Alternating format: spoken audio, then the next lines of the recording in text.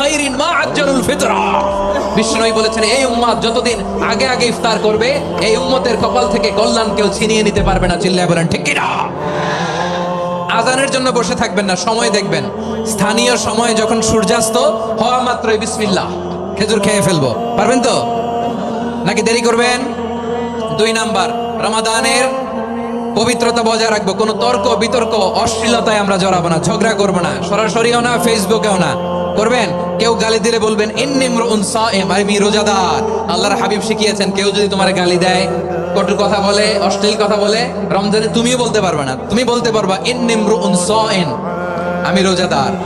আজকে থেকে নিয়ত করেন রমজানে কেউ গালি দিলে আপনি একটা গালি দিবেন নাকি? কি বলবেন? রোজাদার, রমজানের পবিত্রতা আমি ভঙ্গ করতে পারবো না। অশ্লীল নাটক সিনেমা আমরা দেখবো না। যে রমজানে মিথ্যা কথা, মিথ্যা কাজ, মিথ্যা সাক্ষী ছাড়তে পারে নাই, তার না খেয়ে থাকা, উপবাস থাকা দিয়ে আল্লাহর কিছু যায় আসে না। এজন্য মিথ্যার সাথে আমাদের কোনো সম্পর্ক আছে?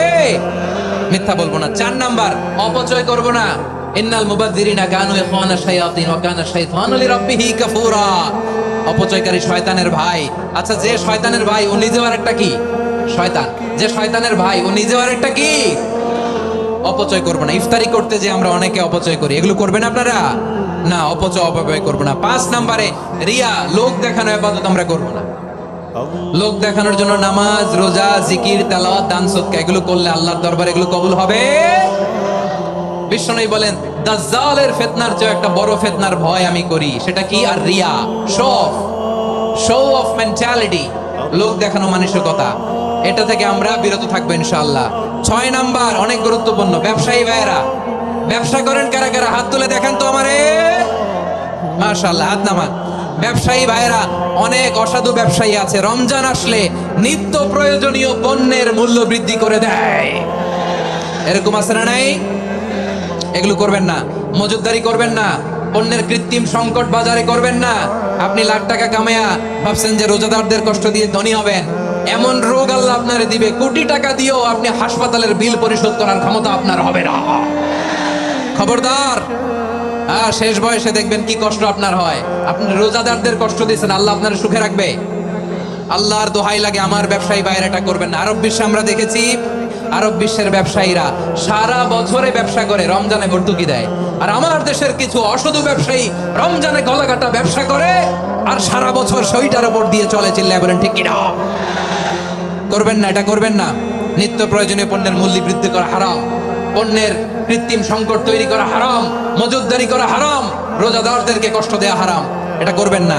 7 নাম্বারে সর্বশেষ কথা, অধীনস্থ যারা আছে তাদের কাজের চাপ আপনারা কমিয়ে দিবেন। কাজের লোক, ফ্যাক্টরির ওয়ার্কার, স্টাফ, তাদের প্রতি যদি রহম করেন, আপনার উপর রহম করবে কে? আমার প্রিয় ভাইরা, এই আসন্ন রমাদান এটা এমন এক বরকতের মাস যে মাসে আমরা নিজেদের নাফসের উপর নিয়ন্ত্রণ প্রতিষ্ঠা করি। সারা বছর নাফস আমাদেরকে নিয়ন্ত্রণ করে, আর রমাদানে আমরা নাফসকে নিয়ন্ত্রণ করি। কথা বুঝতেছেন? সারা বছর নাফস আমাদেরকে নিয়ন্ত্রণ করে। এই যে এখন আমার খেতে মনে চাইলে যে খেজুর রাখা, আমি খেজুর খেতে পারবো, নাটস আছে, বাদাম খাইতে পারি। খাইতে মন চাইলে পানি, আমার রুহুটা চায়, আমার নাফসটা খেতে চায়, আমি খেতে পারি, পান করতে পারি। বিবাহিতরা দিনের বেলায় স্ত্রীর সাথে মেলামেশা করতে চাইলে করতে পারে, কিন্তু রমাদানে দিনের বেলা খেতে মনে চায় কিন্তু আমরা খাই। আমার প্রবৃত্তি খেতে চায় কিন্তু প্রবৃত্তির কথা আমরা শুনি, কথা কয় না। রমজানে খেতে মন চাইলে আমরা খাই, তৃষ্ণায় গলা ফেটে যায়, গলার ছাতি ফেটে যায়, কিন্তু এক ঢোক পানি কি আমরা গিলি? বিবাহিতরা দিনের বেলা স্ত্রীর সাথে কি মেলামেশায় যায় না? তার মানে সারা বছর নফস আমাদেরকে নিয়ন্ত্রণ করে, আর রমাদানে এই নফসের উপর আমরা নিয়ন্ত্রণ প্রতিষ্ঠা করি। নফসের লাগাম আমরা রমাদানে টেনে ধরে। চিল্লায় বলেন ঠিক কিনা? এজন্য আমার প্রিয় ভাইয়েরা, নফসের উপর নিয়ন্ত্রণ নিতে চাইলে রমাদানের রোজার কোনো বিকল্প নাই। এটা এমন মাস যে মাসের ফজিলতেরও কোনো শেষ নাই। এই মাসকে বলা হয় দ্য মান্থ অফ হোপ। এটা আশা জাগানিয়া মাস। রমজানের কথা শুনলে আশা জাগে না হৃদয়ে? হ্যাঁ, ইদা জা রমাদান ফুতিহাত আবওয়াবুস সামা ওয়া গুলিকাত আবওয়াবু জাহান্নাম ওয়া সুফিদাতিশ শায়াতিন। রমাদান আসলে আকাশের দরজাগুলো খুলে দেওয়া হয়, মানে জান্নাতের। জাহান্নামের দরজাগুলোকে লক করে দেওয়া হয়, শয়তানকে চেইন আপ করা হয়। ইবাদত করলে শুধু করতেই মনে চায়। চিল্লায় বলেন না সুবহানাল্লাহ। রমজানে ইবাদতে যেই মজা পাওয়া যায়, সারা বছর অন্য কোনো মাসে এই মজা আপনি পান? আমার চাঁপাইনবাবগঞ্জের ভাইরা আওয়াজ করে বলেন না, রমজানে আবাদতের যেই মজা অন্য মাসে এটা পান? কারণ রমজানে আবাদত করলে সওয়াবও বেশি, আবাদতের একটা পরিবেশ থাকে, ঠিক কিনা বলেন? অন্য মাসে আবাদত করলে এর সওয়াব পাওয়া যায় গাণিতিক হারে, রমজানে আবাদত করলে সওয়াব বাড়তে থাকে জ্যামিতিক হারে। সুবহানাল্লাহ কইবেন না? অন্য মাসে সওয়াব বাড়ে গাণিতিক হারে, রমাদানে আবাদত করলে সওয়াব বাড়ে কিভাবে জ্যামিতিক হারে বাড়ে দেখেন। রমাদানে একটা নফল করলে ফরজের সমান সওয়াব, একটা ফরজ করলে 70 থেকে 700 গুণ সওয়াব, রমজানে উমরা করলে হজের সমান সওয়াব। সুবহানাল্লাহ নাই? দ্য মান্থ অফ হোপ, আশা জাগানিয়া মাস। এই মাস আমাদেরকে হোপফুল করে, আশাবাদী করে। রমাদান যেমনি দ্য মান্থ অফ হোপ, আশা জাগানিয়া মাস, এট দ্য সেম টাইম এই রমাদান হচ্ছে মান্থ অফ ওয়ার্নিং, একটা ওয়ার্নিং এর মাস। নবী যেমনি আশা জাগাইছে আবার ওয়ার্নিং দিয়েও গেছে, খবরদার। ওয়ার্নিংটা কেমন? আল্লাহর হাবিব সাল্লাল্লাহু আলাইহি ওয়াসাল্লাম মসজিদে নববীর ভেতরে হঠাৎ তিনি মসজিদে নববীর মিম্বারে পা রেখে বললেন আমিন। দ্বিতীয় ধাপে পা রেখে বললেন আমিন, তৃতীয় ধাপে পা রেখে বললেন আমিন। সাহাবারা অবাক হয়ে বললেন, ইয়া রাসূলুল্লাহ, ইয়া হাবিবাল্লাহ, 3 বার শুধু আমিন আমিন পড়লেন, কেন পড়লেন আমরা কিছু জানি না, আমাদেরকে জানিয়ে দেন কেন আপনি 3 বার আমিন বললেন? রাহমাতাল লিল আলামিন আল্লাহর হাবিব বললেন, ও আমার প্রাণের সাহাবীরা, আমি যখন মসজিদে নববীর মিম্বারের প্রথম ধাপে পা রেখেছি, সাইয়েদনা জিবরিল এসে আমাকে বলেছে, ও নবী, আপনার নাম শুনে যে ব্যক্তি আপনার উপর দুরূদ পড়ে না তার ধ্বংস। আপনি বলেন আমিন। আমি বলেছি আমিন।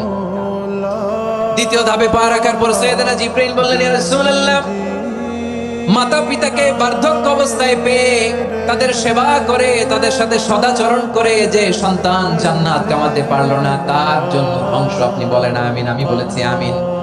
আবার মিম্বারের তৃতীয় ধাপে ঠিক যখনই আমি পা রাখলাম, সাইয়েদনা জিবরাইল বললেন, নবী, রমজান মাস পাওয়ার পরে এই মাসে ইবাদত করে যে ব্যক্তি নিজের গুনাহ মাফ করাতে পারলো না, তার জন্য ধ্বংস। আপনি আওয়াজ করে পড়েন আমিন। কত বড় ধমক, কত বড় ওয়ার্নিং দেখছেন। যে রমাদান পেয়েছে কিন্তু রমাদানের ইবাদত করার মধ্য দিয়ে সে নিজেকে জাহান্নাম থেকে মুক্ত বানাতে পারলো না, তার উপর আল্লাহ লানত, তার জন্য ধ্বংস। সাইয়েদনা জিবরাইল বলেছেন আমিন, স্বয়ং বিশ্বনবী বলেছেন আমিন। আওয়াজ করে পড়েন নাউযুবিল্লাহ।